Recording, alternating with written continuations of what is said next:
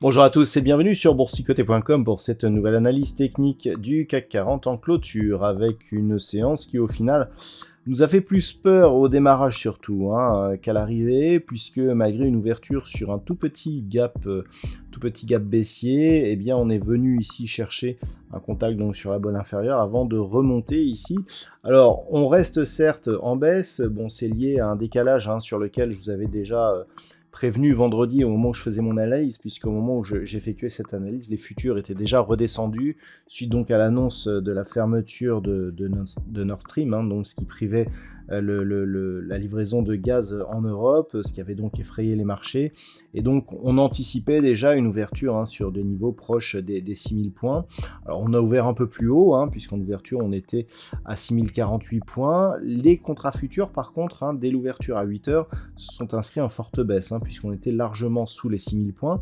Donc attention, contrat futur qui cote un point, on a une grosse probabilité de retrouver cette cotation sur le cash, mais ce n'est pas une science exacte. Toujours est-il que donc au terme de cette séance, le CAC 40 clôture à 6093,22 et perd 1,2% par rapport à la clôture de la séance précédente.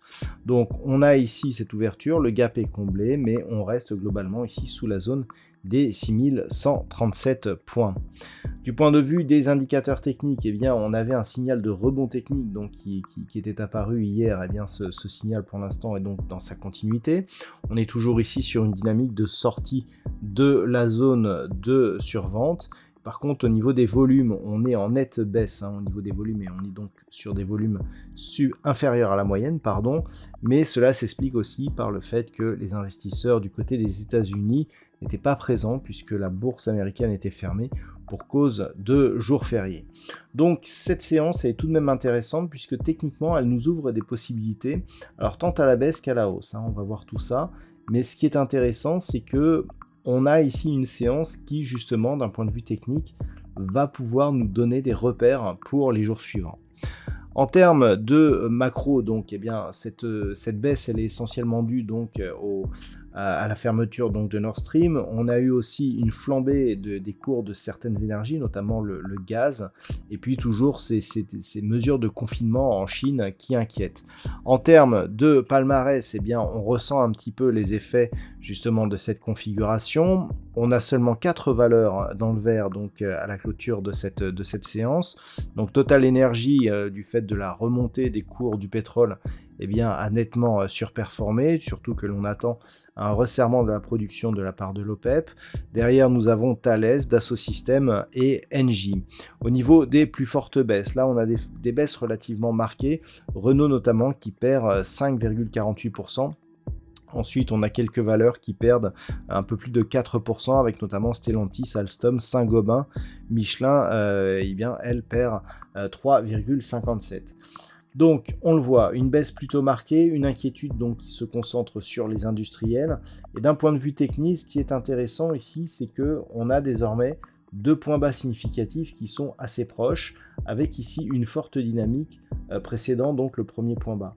Si on a ici ce rebond technique et que l'on revient sur ce niveau équivalent, le fait que l'on ait un éventuel rebond ici qui permettrait une rupture de ce point haut significatif, eh bien nous donnerait donc une configuration en double bottom dont les objectifs ici se situeraient aux alentours des 6003 puis 6400 points.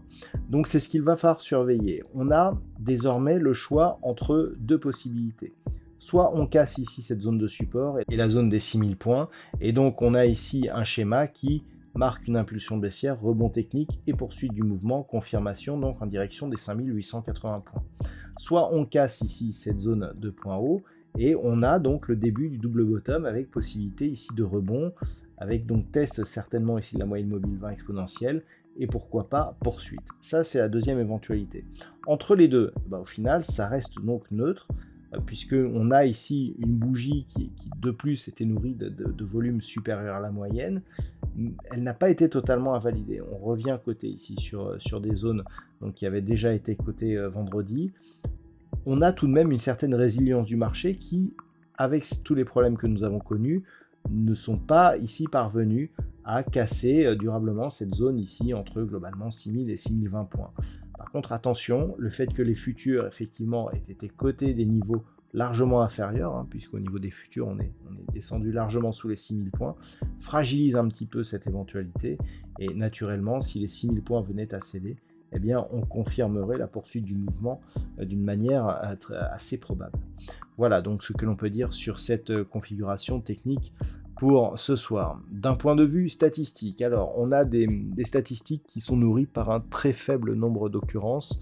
Malgré tout, ces statistiques sont plutôt baissières, donc on est toujours dans la lignée de ce que nous avions fin de semaine dernière, puisqu'on annonçait ici une poursuite du mouvement baissier suivi d'un rebond technique donc pour la fin de la semaine, voire le début de la semaine prochaine. Là, ce que l'on retiendra, c'est surtout la baisse. On ne voit pas le rebond technique sur la configuration actuelle, mais le nombre d'occurrences est tellement faible qu'on ne va pas surinterpréter cette statistique. Voilà donc ce que l'on peut dire pour ce soir. Je vous souhaite donc de passer une très bonne soirée. On se retrouve dès demain pour d'autres analyses techniques, toujours sur le site boursicoté.com.